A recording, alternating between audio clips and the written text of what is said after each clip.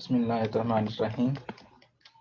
آلودگی، سموگ اور درخت، تحریر ناصر سلمان۔ ہماری دنیا کو خوبصورت بنانے اور بنی نوع انسان کو صاف ستھرا ماحول فراہم کرنے میں درخت سب سے اہم کردار ادا کرتے ہیں۔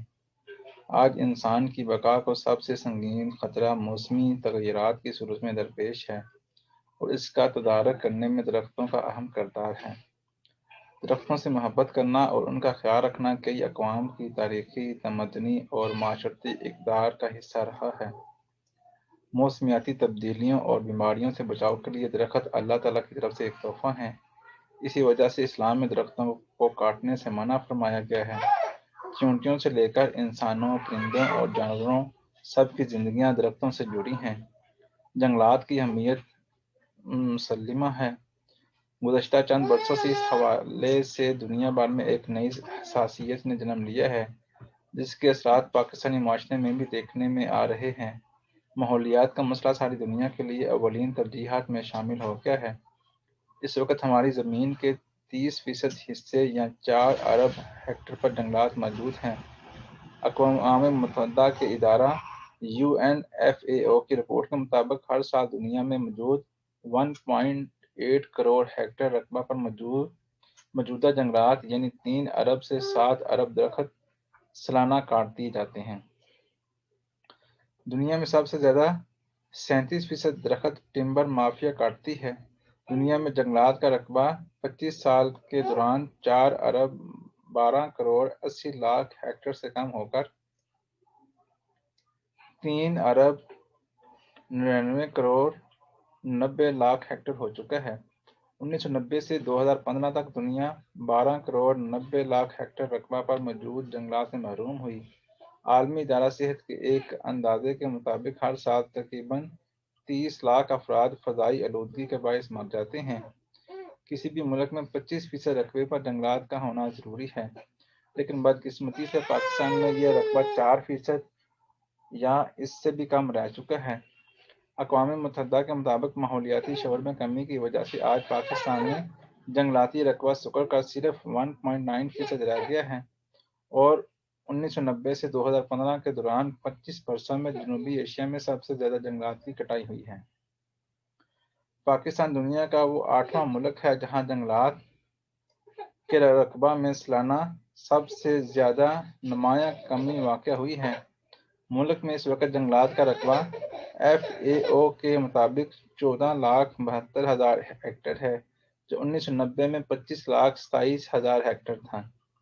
جنگلات کے رقبہ کے حوالے سے پاکستان دنیا بھر میں اس وقت 114ویں نمبر پر ہے۔ پاکستان کا شمار دنیا کے ان 3 ممالک میں ہوتا ہے جہاں زیادہ گلیشیئر پائے جاتے ہیں۔ بدقسمتی سے یہ برفانی پہاڑ موسمیاتی تبدیلیوں کی وجہ سے تیزی سے پگھل رہے ہیں۔ ماہرین کہتے ہیں کہ شہروں میں گرمی کا زور کم کرنے کے لیے ایک سادہ طریقہ زیادہ سے زیادہ شجر کاری کرنا ہے۔ گلوبل وارمنگ کے خطرات کو سمجھتے ہوئے وزیر اعظم عمران خان نے 2013 میں خیبر پختونخوا میں بلین ٹری سونامی کا آغاز کیا، اور بون چیلنج عالمی مہم کے لیے خیبر پختونخوا نے جنگلات کی کٹائی کے باعث ہونے والے زمینی بگاڑ سے 3,50,000 ہیکٹر زمینی رقبے کی بحالی کا ہدف مقرر کیا۔ اسے وزیر اعظم کے بلین ٹری سونامی پروگرام کے تحت بآسانی حاصل کیا گیا ہے۔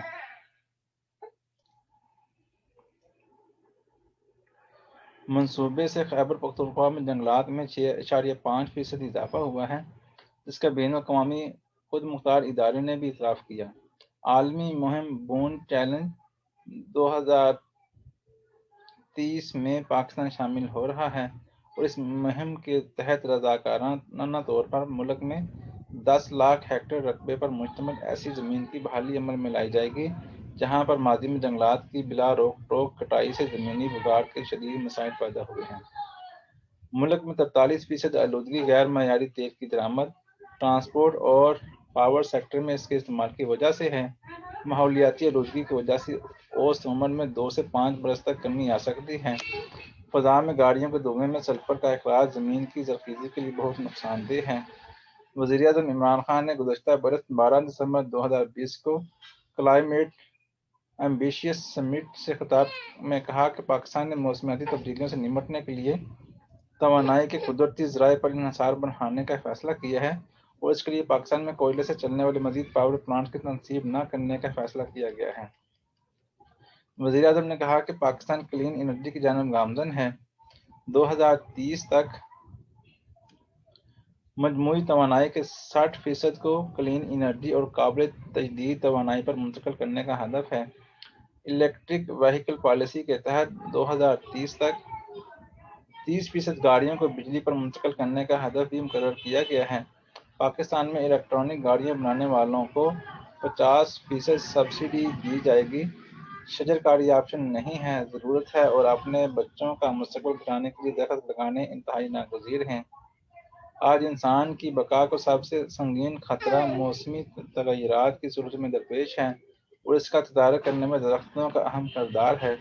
آئیے اپنے اپنے حصے کا چراغ روشن کریں اور اپنی ذمہ داری پوری کرتے ہوئے اپنے محلے اور گلی کوچوں کو سرسبز و شاداب بنائیں۔